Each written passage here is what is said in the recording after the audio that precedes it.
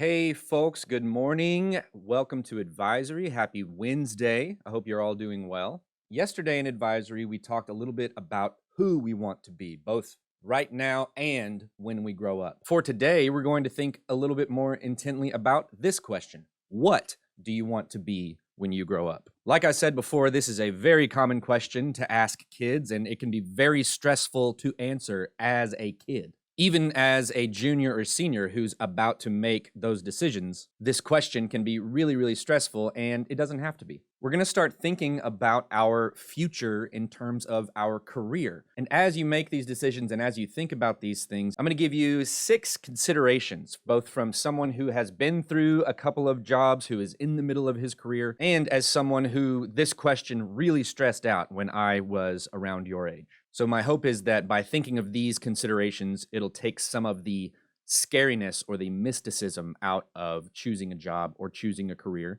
and working towards that. The first thing to consider is, what do you want out of a career? What is it that you are looking for out of your job or out of a career? Is it just about the money to you? Is that all that really matters as far as a career is concerned? Is that I just want to make money and be secure financially, and it doesn't really matter what I do as long as I make money? And money is a perfectly good reason to want to do something. Or do I want to have some sort of respectable position? Do I want to be a leader? Do I want to make a name for myself while I'm doing something? Do I want to help people? Am I passionate about a career that is all about others and helping others? And it would be great if all 3 of these could be combined in some sort of super career, and sometimes they can be. You can have aspects of all 3 of these things. But if you focus on a career, for instance, that is very, very high paying, but stresses you out and makes your life overall worse, that's something to consider. Or if you're just focused on helping others and you don't really care how much money you make,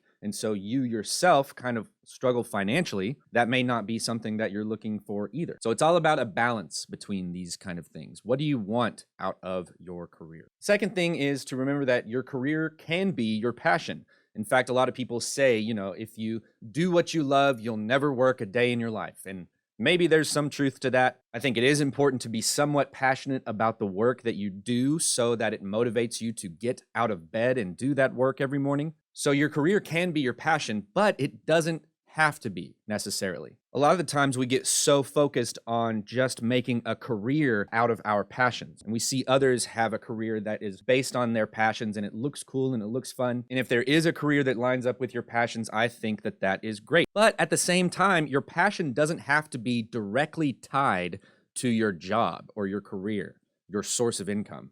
Take little old me, for example. This is me whenever I was around 18 and I was about to graduate high school and go to college. And they looked at me when I was 18 years old and they said, hey, what do you want to do when you grow up? What do you want to do? What do you want to do for the rest of your life? Tell me right now. And I panicked and I said, I don't know, play drums. The decision was a little bit more complicated than that, but that's basically, in retrospect, how it went down. And so I got into a music major in college, and I was in that major for about 2.5 years before I realized that I didn't want music itself to be tied to my source of income. I was getting more and more stressed out at the idea of having a career in professional music and all the things that would come along with trying to get gigs or teaching band or something like that. And the more I thought about that as a career, the more stressed out I got. And that took something that I was passionate about, which is playing drums and music, and it added a whole layer of stress to that. I came to realize that while I love playing drums, it may not be the best career option for me. And so I switched my major in the middle of my college career, and I started my path down towards being a teacher, which eventually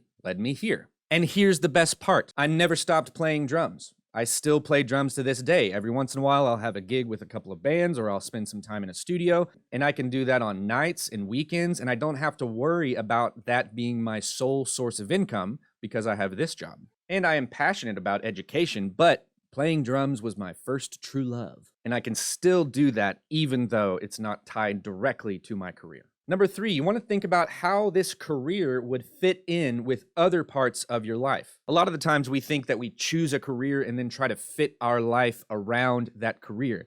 But I would say that you should do the opposite. When considering a career, you want to think about your own interests. You want to think about what sort of time commitment you're willing to put forward into a career. You want to think about what sort of energy a career might take from you. You want to think about how to manage your energy levels with a career and the rest of your life. You don't want a career that is going to spend all of your energy while you're at work, and then by the time you get home, you have no energy left for yourself or your family or your interests or hobbies or whatever. Think about your personality. Do you think that this career would fit in well with your personality? For instance, I love teaching, I love being creative, and I love being a little silly, which this job is perfect for. And it may not fit my personality to be at some other sort of desk job where I have to crunch a bunch of numbers, do a lot of data, spend a lot of time in spreadsheets. It just wouldn't fit me. And so think about what your personality is and how that might fit into a career. And your values. It goes back to what you want out of a career. Do you value just getting money out of this? Do you value your own personal time and well-being? Do you value spending time with your friends and family? Think about how a career would fit in with these parts of your life rather than how these parts of your life can be shaped to fit a career. Number 4 is choose something you are good at. You always want to think about what your strengths are and how they could possibly lead to a career, but you don't have to already be good at something to have a career in it. It can also be something that you want to be good at. I had a friend in college who went to school for graphic design, and sometimes I'd see her work and I'd think, wow, she's such a good artist. She must have always been good at art. She must be really good at drawing. And then when I asked her about it one day, she said that she had never really drawn before going to college. She thought that graphic design sounded fun and wanted to learn more about it. And so she took classes and became good at it. She didn't know everything about graphic design or art or drawing. She learned that through training. And you can learn that. That's what education is for. That's what college is for. That's what career and job training are for. A lot of people think that you already have to be good at something that you do, but that's not necessarily true at all. Before I had this job, I did not know anything about video editing, and I found out how to do everything from YouTube. So think about something that you're already good at, but don't rule out the things that you may not be good at yet. Think about what you want to become good at. Number 5 is do your research and do lots of preparation, but don't stress. This decision does not have to be made today. It may feel like that a lot of the time, especially if you're a senior looking at May thinking, what the heck am I going to do after graduation? Even to those folks, I would say you have plenty of time. Not everybody has this cookie cutter way of getting to this perfect career. There might be some twists and turns. And so you want to research and you want to prepare, but you don't want to stress out about it yet. It's not worth stressing. And the final consideration that I have for you is to hold everything in an open hand, like this. This is just a metaphor that I like to use to think about things whenever I get too stressed or want to retain more control over a situation. We want things to be in our control. We want to hold on to things tightly. If we have a plan, say, to be a doctor, we want to make sure, I've got to be a doctor. I've got to do all the things now. I've got to have good grades. I've got to get into a good med school. I've got to do all these things. But then what happens if something more interesting than medical practice comes along, something that you might be more passionate about? You've got all these things held in your hands so tightly that you don't see another opportunity. Holding things in an open hand doesn't mean that you're just letting anything happen to you. If you hold things in an open hand, if you relinquish some of that control, then maybe med school fits in this hand. Maybe it's okay. Maybe I want to become a doctor, but then maybe something that I'm more passionate about comes along and bumps that out of the way. Since I held my first set of plans in an open hand, since I relinquished some of that control, then I might be able to accept an opportunity that will turn out so much better for my life than this clenched fist, controlled plan that I had before. Your life is going to change. You are going to change as you grow up. I know sometimes it may seem like the end of high school is when you have to have everything figured out. But as somebody who is in his 33rd year of age, I can tell you that the more I know, the less I have figured out. The only way that I've gotten by in life is to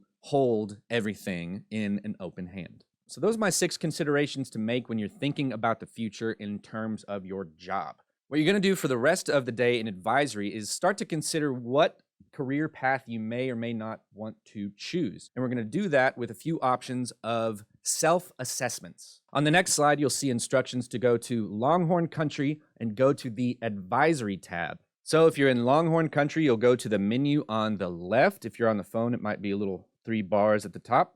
you'll go to advisory. And at the very top of advisory, you'll see today's link. And this link leads to a list of career aptitude and interest self-assessments. You'll just click on that link and it'll lead you here. These are 13 tools for self-assessing what your own interests are and what careers might be good for you. And it goes through what kind of assessments are here and then lists 13 really good career aptitude tests for you and interest tests. Some of them are based off of specific careers. Some of them lean more towards your personality and what sort of careers might fit your personality. But there's all sorts of options. So I want you to scroll through these and choose at least one of these aptitude tests to take today in advisory. Most of these assessments are free and don't require you to register or put in your email or anything like that.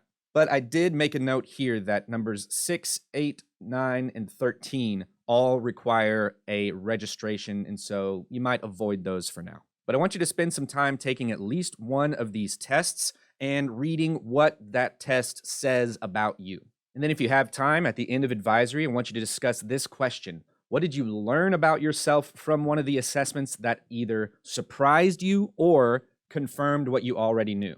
These little tests and other tests like this are not the end-all be-all. It's not just going to give one solid answer for you should be this, but it should give you a little bit better of an idea of what you might like. So maybe the results of one of these assessments will surprise you and tell you something about yourself that you may not have thought of before.